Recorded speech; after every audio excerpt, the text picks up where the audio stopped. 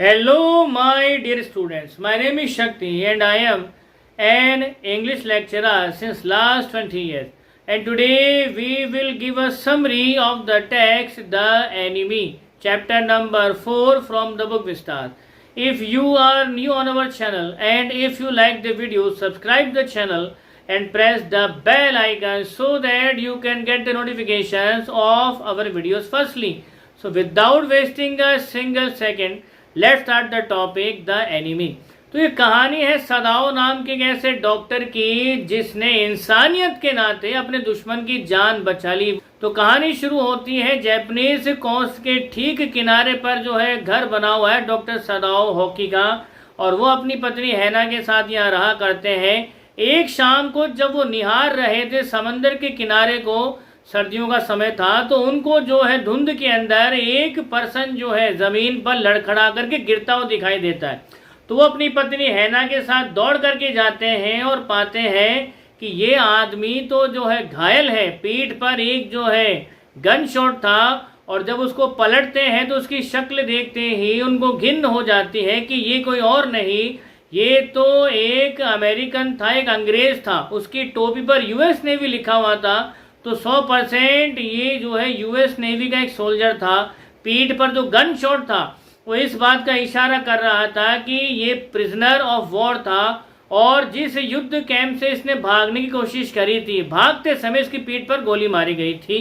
तो ये 100% श्योर हो गया था। अभी जो कहानी है ये सेकेंड वर्ल्ड वॉर के आसपास चलती है, और उस समय जापानीज और अमेरिकन दोनों एक दूसरे के खून के प्यासे थे, एक दूसरे के जानी दुश्मन थे, कट्टर वाले दुश्मन थे। और एक अमेरिकन जो है बह करके सीधा आ जाता है जापानीज के घर के ठीक सामने, और जिसके सामने वो आया है वो कोई और नहीं, एक डॉक्टर है। तो पहले तो डॉक्टर सदाओ हो कि ये सोचता है अपनी पत्नी के साथ मिल करके इसे उठा करके वापस समंदर में फेंक देते हैं, वैसे भी हमारा दुश्मन है तो हमको तो इसे कोई लेना देना है नहीं। लेकिन ऐसा डॉक्टर होने के नाते उसकी अंतरात्मा जो है इस बात की गवाही देती नहीं है कि वो उसको जो है या तो समंदर में फेंक दें या वहीं पर उसे मरने के लिए छोड़ दें। तो अपनी पत्नी को कन्वेंस करके है ना, वो कन्वेंस करके वो जो है उसको लेकर के आता है अपने घर पर, और डिसाइड करता है कि इसको ऑपरेट करना ही पड़ेगा, क्योंकि ऑपरेट अगर नहीं किया गया तो इसकी जान बचना नामुमकिन है ना। उससे फिर कहती है कि एक बार और सोच ले, क्योंकि जो वो करने जा रहा था वो देशद्रोह था, क्योंकि जापान अलाई था जर्मनी का, और जर्मनी की खास आदत ये थी कि गद्दारों को वो कभी भी माफ नहीं करता था, उन्हें सरेआम एग्जीक्यूट करता था एग्जाम्पल सेट करने के लिए। और जापानीज जो आर्मी का जनरल है, जनरल तकीमा, उसका सबसे खास आदमी था डॉक्टर सदाओ होकी, और वही आदमी एक दुश्मन अमेरिकन सोल्जर की जान बचा रहा था। तो ना सिर्फ डॉक्टर सदाओ होकी अपनी जान को जोखिम में डाल रहा था, बल्कि पूरे के पूरे परिवार के साथ साथ जनरल तकीमा की प्रेस्टीज को भी दांव पे लगा रहा था। लेकिन जैसा मैंने कहा कि वो एक डॉक्टर था, और डॉक्टर होने के नाते जो उसका सबसे पहला फर्ज था उसने वही किया, उसको अपने घर लेकर के गया और उसको ऑपरेट करने का डिसाइड किया। तो वो जो है सीधा अपनी पत्नी से कहता है कि इसको थोड़ा साफ ऑफ करो, मैं इसको ऑपरेट करूंगा। इसी बीच वो अपनी सर्जिकल थैली को लेकर के आता है, तो कोनो में शेल्फ के ऊपर अपने औजारों को रखता है और उसका ऑपरेशन करना शुरू कर देता है। तो वो उसकी पीठ में जो गन शॉट था उसको साफ करके गोली वहां से निकाल देता है, और ये विश्वास करता है कि 15-20 दिन के अंदर जो है ये पहले की तरह थोड़ा ठीक हो जाएगा। तो ऑपरेशन करने के बाद में जब पहली बार होश आता है उस लड़के को, जो यूएस नेवी का सोल्जर था, तो वो अपना नाम बताने की कोशिश करता है डॉक्टर सदाओ को, ताकि वो थैंक यू कह सकें। तो डॉक्टर सदाओ साफ उसे मना कर देते हैं कि ना तो उसे अपना नाम बताने की ज़रूरत है और थैंक यू बोलने की तो नीड ही नहीं है, क्योंकि इतनी जल्दी थैंक यू मत बोल, क्योंकि उसकी जान बचाने के पीछे लॉजिक ये है कि वो उस पुलिस को या आर्मी को सौंपने वाला है। तो उस बात के बाद में टॉम ने कभी कोशिश भी नहीं करी, तो उस यूएस नेवी के सोल्जर का नाम टॉम था, तो उसने कभी आगे से कोशिश भी नहीं करी कुछ बताने की या बात करने की, क्योंकि वो जानता था कि ये जो डॉक्टर है ये एक जापानीज है, उसका दुश्मन है, लेकिन न जाने क्यों ये उसकी जान बचा रहा है। तो जो घर के नौकर चाकर थे वो सदाओं के ऊपर खार खाने लगे थे। तो वो अपने मालिक के ऊपर इस बात से खार खा रहे थे कि भला उसे क्या जरूरत थी एक दुश्मन की जान बचाने की, और वैसे भी जो है अमेरिकन को तो मर ही जाना चाहिए। तो आखिर डॉक्टर सदाओ हॉकिन ने इसकी जान बचाई तो बचाई क्यों? क्या ये अपने आप को खुदा समझने लगा है? क्या इसको ऐसा लगता है कि किसी की भी जान बचा सकता है? लेकिन अगर ऐसा सोच रहा है तो इस सदाओ की बड़ी सी बुद्धि में छोटी सी बात क्यों नहीं आ रही कि ऐसा करके जो है वो अपनी जान तो जोखिम में डाल ही रहा है ना, की जान भी जोखिम में डाल रहा है और घर के नौकर चाकरों की जान भी जोखिम में डाल रहा है जो वहां पर काम करते थे। क्योंकि नौकर चाकरों पर बिजली ऐसी गिरती कि अगर उनको पता था कि किसी दुश्मन को घर में लाया गया है तो भला उन्होंने अथॉरिटीज को बताया क्यों नहीं? तो नौकर चाकरों की सांस तो ऐसे फंसी पड़ी थी, हैना की जान ऐसे फंसी पड़ी थी कि अगर नौकर चाकरों ने बाहर किसी को बता दिया तो मारे जाएंगे। तो ये टेंशन का माहौल घर में कुछ दिन चलता है, लेकिन फाइनली नौकर जो है सरेंडर कर देते हैं कि वो जो है आने वाले खतरे को किसी भी तरह से अपने ऊपर हावी नहीं होने देंगे, और सारे के सारे नौकर घर का काम छोड़ करके चले जाते हैं। उनके घर छोड़ करके जाने के बाद में घर के सारे काम की जिम्मेदारी जो है हैना पर आ जाती है, और हैना जो है घर के काम से उतनी दुखी नहीं थी जितनी दुखी वो इस बात से थी कि पतिदेव जो करना चाहते थे वो तो कर ही दिया, उन्होंने इसकी जान बचा ली, अब भला वो इसको हैंड ओवर क्यों नहीं कर रहे हैं अथॉरिटीज को। तो एक दिन हैना जब अपने किचन का हाउस होल्ड वर्क कर रही थी तभी उसकी नजर पड़ती है यूनिफॉर्म पहने हुए एक आदमी के ऊपर जो घर के बाहर ही खड़ा हुआ था, और वो सीधा पूछता है सदाओं के बारे में। अब उसको देख करके हैना की तो सांस ही अटक गई, उसको डर लगा कहीं बाहर जाकर के नौकरों ने कुछ बता तो नहीं दिया है।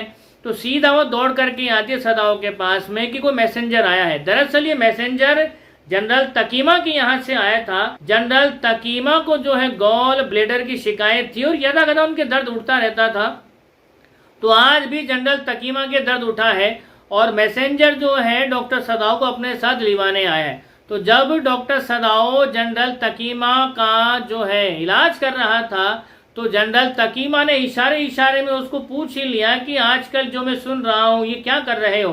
तो डॉक्टर सदाओ ने भी बिल्कुल सच सच बता दिया कि उस अमेरिकन की जान बचाने के पीछे लॉजिक ये था कि वो उसे एज ए युद्ध बंदी सौंप दे अथॉरिटीज को, और फिर अथॉरिटीज उसे डिटेन करके जो भी वो जानता है वो जान ले, ताकि वॉर में जो है हमें किसी तरह का बेनिफिट हो सके। ये एक्सक्यूज देता है सदाओ तकीमा को। तो तकीमा बोलता है कि मुझे तेरी वफादारी पर रत्ती भर भी शक नहीं है, लेकिन जो अपर अथॉरिटीज हैं वो इस चीज को नहीं समझ पाएंगी। तो डॉक्टर सदाओ तुम मेरे बेस्ट ऑफ बेस्ट डॉक्टर हो, मैं तुम्हें खोना नहीं चाहता। अगर तुम चाहो तो मैं जो है उस अमेरिकन को निपटा देता हूँ। मेरे पास में ट्रेंड असैसिन्स हैं, वो उसको मार भी देंगे और लाश को भी ठिकाने लगा देंगे। इतना सुनते ही डॉक्टर सदाओ बोलते हैं, बोले नेकी और पूछ पूछ सर, आप तो फटाफट काम निपटाओ।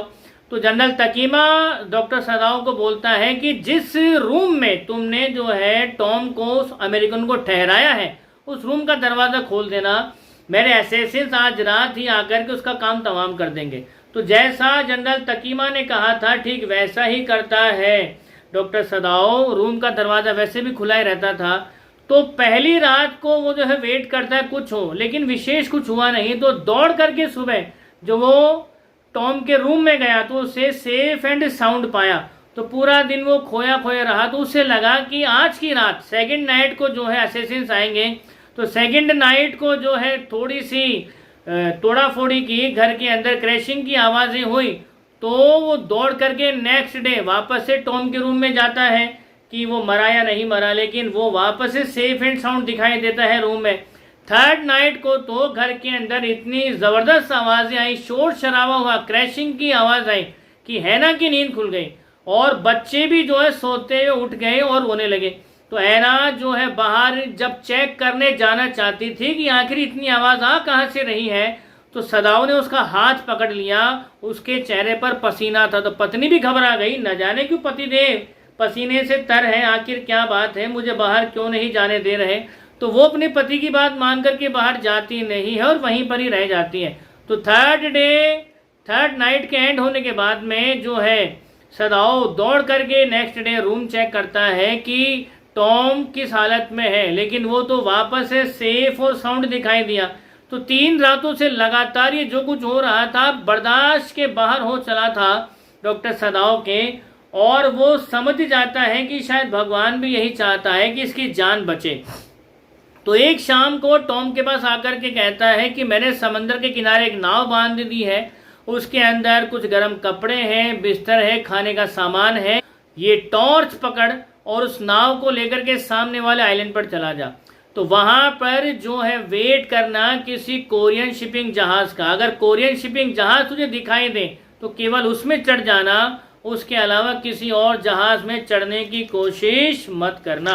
अब मैंने जो है इनफ सप्लाई खाने की रख दी है, गर्म कपड़े हैं, गर्म बिस्तर है, तो आप तब तक इससे काम चलाना जब तक आपको कोई कोरियन शिपिंग जहाज दिखाई ना दे। अच्छा, अगर कोई कोरियन शिपिंग जहाज नहीं आता और खाना खत्म हो जाता है तो इस आइलैंड के आसपास जो है पानी की गहराई 6 फीट है, तो वहां से ताज़ा मछली पकड़ना और मछली को खा लेना, लेकिन बिना पकाए ही खाना, क्योंकि अगर तुमने आग जलाई तो यहाँ पता चल जाएगा कि आइलैंड पर कोई है। अच्छा, अगर खाना खत्म हो जाए तो तुम ट्वाइलाइट के समय मुझे टॉर्च से 2 बार सिग्नल देना। वैसे तो तुमको सिग्नल मुझे रोजाना ही देना है, डेली ट्वाइलाइट के समय तुम्हें मुझे सिग्नल देना है। एक टॉर्च का मतलब है तुम ठीक हो, और 2 बार टॉर्च देने का मतलब है कि खाना खत्म हो गया है। तो ये तुमको करना ही करना है। तो सारी इंस्ट्रक्शन देकर के जो है डॉक्टर सदाओ टॉम को वहां से रवाना करते हैं। टॉम बड़ा हैरान हो जाता है कि यार आप दोबारा से मेरी जान बचा रहे हो डॉक्टर साहब। तो वो जो है अलविदा कह करके निकल जाता है, और डॉक्टर सदाओ जो है चैन की सांस लेता है कि फाइनली जो है उसने टॉम को यहाँ से सेफ एंड साउंड निकाल दिया। अब जनरल तकीमा की हालत बिगड़ जाती है, उनका गोल ब्लैडर का ऑपरेशन होता है, और जब उनकी हालत में थोड़ा सा सुधार होता है तो जो सदाओ है वो खुद ही जनरल तकीमा को बता देता है कि जो अमेरिकन था वो उसके घर से भाग गया है। तो इतना सुनते ही जनरल तकीमा भी थोड़ा सा हैरान हो जाता है कि यार उसके तो गोली लगी थी ना, वो कैसे भाग गया। तो सदाओ बोलता है आई डोंट नो सर, वो कैसे भाग गया, बस वो भाग गया है, लेकिन सर आपने भी तो वादा किया था उसको निपटाने का, आपने कहा एसेसिन्स भेजे अपने। तो बैक फुट पे आ जाता है जनरल तकीमा, बोलता है यार मैं अपने काम में इतना ज़्यादा बिजी हो गया था, मुझे तो याद ही नहीं रहा कि तेरा कोई काम ही निपटाना है। फिर जनरल तकीमा बोलता है कि देख फिलहाल अभी तो किसी को पता नहीं है कि क्या हुआ है, लेकिन अगर बात तेरे हाथों से निकले या बात अगर मेरे हाथों से निकलती है, लेकिन बात अगर मेरे हाथों से निकलती है और कोई इंक्वायरी कमीशन बैठता है, तो उस इंक्वायरी कमीशन को तेरे को साबित करना होगा कि उसके भागने में तेरा कोई हाथ नहीं है, और तूने उसकी जान जो है जापानीज आर्मी के भले के लिए ही बचाई थी, ताकि वो राज उगलवा सके और उन राज का इस्तेमाल करके जो है हम युद्ध में बढ़त हासिल कर सके। तो जनरल तकीमा थोरली जो है समझाता है डॉक्टर सदाओ को, और डॉक्टर सदाओ जनरल तकीमा की बात को सुन करके समझ जाता है कि जब जनरल ही मेरी मुट्ठी में है तो भला उसका कोई क्या बिगाड़ेगा। तो वो वहाँ से जनरल को अश्योर करके आता है कि मामला कभी भी हाथ से बाहर निकलने नहीं देगा डॉक्टर सदाओ। तो डेली शाम को वो जो है वेट करता है अपनी बालकनी में आइलैंड की तरफ से आने वाले सिग्नल के लिए, लेकिन वहाँ से कभी कोई सिग्नल आया ही नहीं। तो डॉक्टर सदाओ ये सोचता है कि शायद पहले ही अटेम्प्ट में वो कोरियन जो जहाज था वो शायद आ गया होगा, और जो युद्धबंदी है टॉम वो उसमें बैठ करके अपनी जान बचा के शायद चला गया। तो फाइनली वो एक बात सोचता है कि आखिर वो उसका दुश्मन था तो उसने उसकी जान भला बचाई तो बचाई क्यों। तो इसका जवाब मिलता है फ्लैशबैक में। तो जब डॉक्टर सदाओ एमबीबीएस करने के लिए यूएसए जाता है तो उस समय जो है युद्ध के बादल मंडराने लगे थे जापान और अमेरिका के बीच में। जो तल्खी है अमेरिकन और जापानीज के बीच में पहले ही काफी बढ़ गई थी, लेकिन इस तल्खी के बावजूद, इस नफरत के बावजूद भी, एक जापानीज होने के बावजूद भी डॉक्टर सदाओ होकी को किसी भी तरह से जो है नीचा नहीं दिखाया जाता। उनके उस एनाटॉमी के प्रोफेसर के द्वारा या जो एमबीबीएस उनको करवा रहे थे उनके द्वारा, जो यूएसए के अंदर रहते हुए ही उसके जो डॉक्टर्स थे उन्होंने कभी भी अपने ज्ञान को, अपनी नॉलेज को और अपनी स्किल्स को देने में कोई कोताही नहीं बरती डॉक्टर सदाओ को, जबकि वो तो एक दुश्मन था जापानीज। अच्छा, दूसरी बात, तो जब वो यूएसए के अंदर जो है रहने के लिए घर ढूंढ रहा था, तो डॉक्टर सदाओ हॉकी को किसी ने भी घर रेंट से नहीं दिया, सिवाय एक बूढ़ी महिला के जो खुद अंग्रेज थी। लेकिन उसने जो है एक जापानीज को, या यूं कहिए कि एक दुश्मन को अपने घर में शरण दी। और शरण ही नहीं दी, जब सदाओ यूएसए के अंदर बहुत बीमार हो गया था, तो उस अमेरिकन बूढ़ी औरत ने उसकी वैसे सेवा करी थी जैसे कोई माँ अपने बेटे की करती है।